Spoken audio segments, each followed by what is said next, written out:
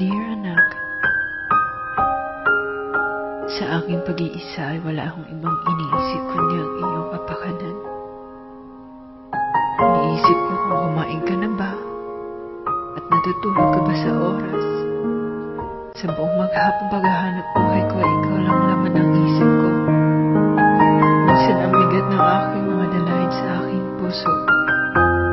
Ang bigat ng aking pakiramdam at pilit na pinipilit ang pagpatak ng aking luha. Minsan dumarating ang pagkakataong pinagsisisihan ko ang pagkawali ko sa iyo. Ngunit maninimbang naman ang pagsisisi kung hindi ko gagawin ito.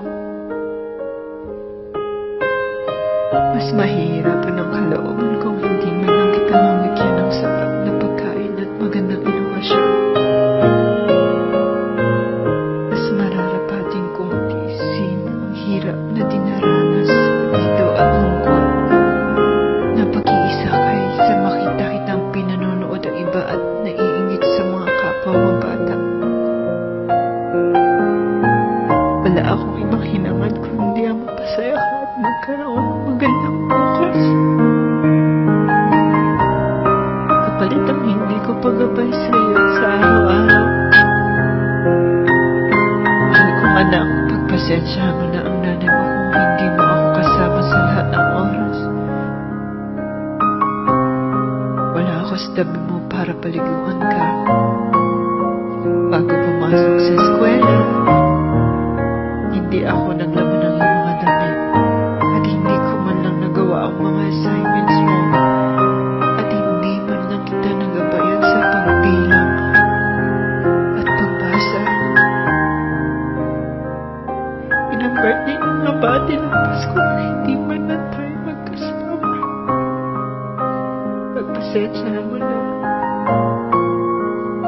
Kung ang ating family picture ay kulang at ininikit mo lang ang mukha mo para lang makita may pamilya ka.